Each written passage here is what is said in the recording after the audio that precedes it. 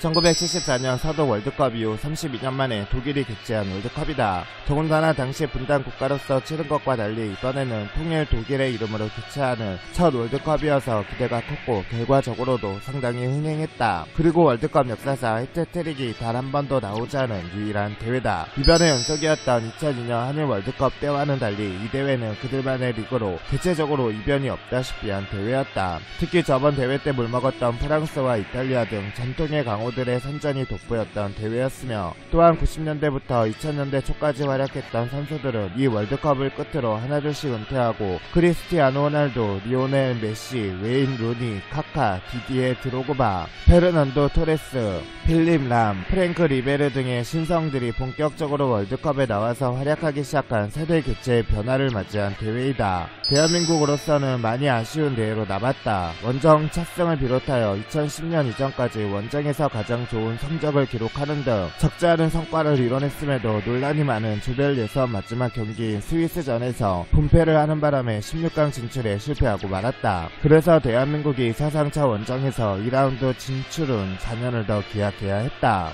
이번 월드컵부터 그동안 월드컵 우승국에게 주어졌던 차기 월드컵 자동 본선 진출 제도가 폐지되었다. 때문에 지난 2002년 대회 우승국인 브라질이 남미 지역 예선을 통해서 본선 진출을 하였던 대회였다. 조편성 역시 조정됐는데 2조 1번을 월드컵 개최국에서 의무적으로 편성하는 제도가 시행되어서 이 대회부터 개최국이 A조 1번을 받게 되었다. 그리고 개막전을 전 대회 우승국이 아닌 당 대회 개최국으로 하도록 제도가 변경된 첫 월드컵이기도 하다. 독일 외에도 남아프리카 공화국, 잉글랜드, 모로코, 브라질이 유치를 희망했는데 먼저 브라질이 훗날을 기약하고 포기했다. 남은 4개국이 2000년 2월 스위스의 피파 본부에 모여 개최지 선정 투표를 했다. 첫 투표 결과는 독일이 10표를 획득했으나 과반에 실패, 최저표인 3표를 얻은 모로코가 탈락했다. 사실 모로코의 경제적 여건 등으로 봐서 유치 능력이 부족하기도 했고 아프리카, 아시아 표가 죄다 남아공으로 몰린 것도 있었다. 2차 투표에서 모로코로 간 3표를 모조리 들고 오고 잉글랜드에게 간 표도 빼앗은 남아공이 독일과 11표로 동률을 기록, 잉글랜드가 탈락하고 최종 3차 투표가 시작되었다. 결과는 독일 12표, 남아공 11표, 단 한 표 차이로 독일이 개최지로 선정되었다. 대망의 결승전 프랑스와 이탈리아의 경기에서 1대1까지 가는 접전 끝에 연장까지 진행되었고, 이 과정에서 지단이 마테라치의 인격 모독적 발언에 낚여서 박치기를 시작 바로 퇴장당했다. 토고는 월드컵 아프리카 예선에서 무려 지난 2002 월드컵에서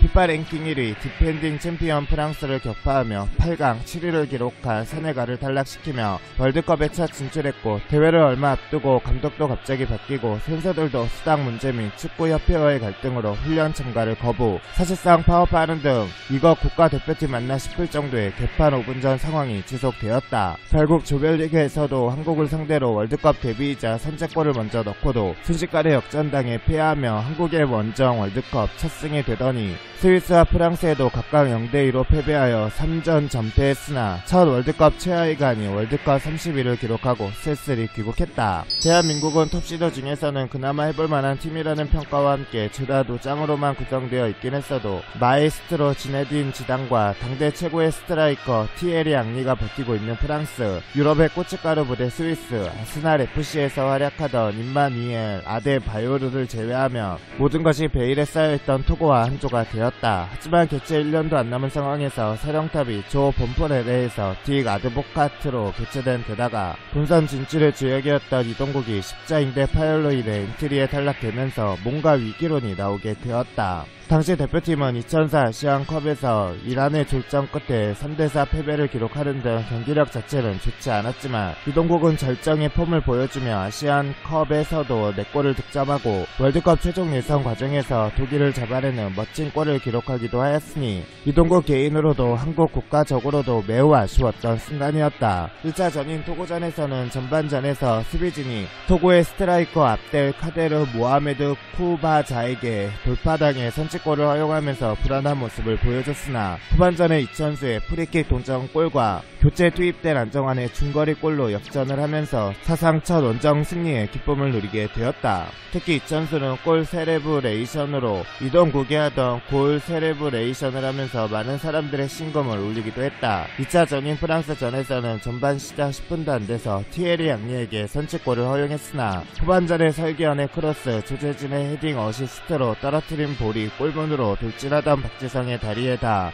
골망 오른쪽에 꽂혔다. 이러한 근성의 만회골을 뽑아낸 덕에 1대1 무승부를 거둬 소중한 승점 1점을 챙기게 되었다. 이 경기는 상대가 상대다 보니 사실상 패하는 것을 염두에 두고 있었기에 프랑스를 상대로 무승부를 한 것만으로도 충분히 16강이 눈앞에 보이는 상황이었다. 반면 스위스에 이어 한국이기까지 비긴 프랑스는 측면을 완전히 구겼으며 자국 팬으로부터 짐 싸고 돌아오라는 비난을 들었을 정도였다. 그러나 3차전인 스위스전에서는 공교롭게도 심판을 잘못 만났다. 경기 내내 뻑하면 문제투성이 판정을 하는 것도 모자라 대한민국의 패스를 심판이란 작자가 끊어먹고 스위스의 센터백 필리페 샌데로스에게 선취골을 허용하면서 끌려다니다가 후반전에는 부심이 오프사이드를 선언했음에도 알렉산더 프라이의 골을 득점으로 인정하면서 그대로 무너지고 말았다. 이 사건으로 대한민국의 네티즌들이 재경기를 요구하기 위해 피파의 홈페이지에 접속한 것이 폭주의 마비가 되었고 결국 피파가 한국 네티즌의 접속을 차단시키는 결과까지 나왔다.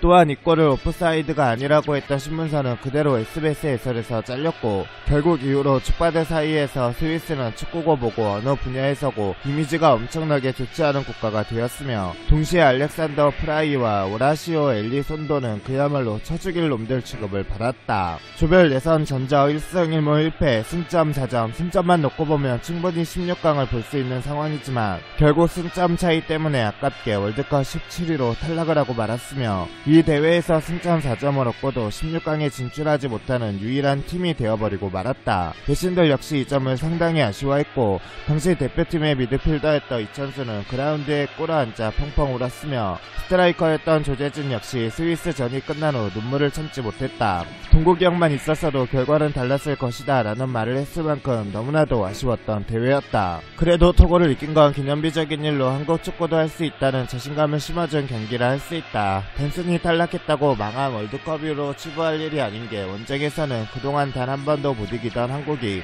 비록 토고가 잘 나가는 팀은 아니지만 그래도 원정간 대회에서 이겼다는 점은 높이 평가할 만하다. 16강 바로 밑순위 월드컵 17위를 기록하며 원정 월드컵 최고 순위를 기록했다. 조별리그에서는 여느 대회와 달리 이변이 발생하지 않았다. 이변이라고 해봤자 첫 출전국인 가나와 우크라이나가 16강에 진출하고 유럽 지역 예선에서 1실점하고 7조 1위로 본선에 오른 세르비아가 3패로 광탈한 것뿐으로 또한 2조와 지조를 제외하면 16강 진출팀이 사실상 두 경기만에 너무 쉽게 갈리며 동시에 열리는 각조의 조별리그 3차전은 이미 진출이 확정되거나 탈락이 확정된 팀 간의 대결이 많아 다른 대회에 비해 긴장감이나 흥미가 떨어졌다고 볼 수 있다. 당시 한국 대표팀 선수들 중 일부가 주치의의 주도로 성장 호르몬을 투여하였으며 감독의 반대 때문에 사용하지 못하고 남은 성장 호르몬을 K리그 선수들에게도 투여했다고 한다. 일부 군부대에서는 대한민국 축구 국가대표팀의 경기가 있는 날 응원을 위해 TV 연등을 하거나 조기 취침 및 조기 기상을 실시하여 TV 중계를 보게 해주었다. 다만 조기 기상은 강제가 아니어서 표준 일가표의 기상 시간인 6시까지 취침하기에 선택권을 주었고 아침 점호도 표준 일가표에 명시된 시간에 실시하였다.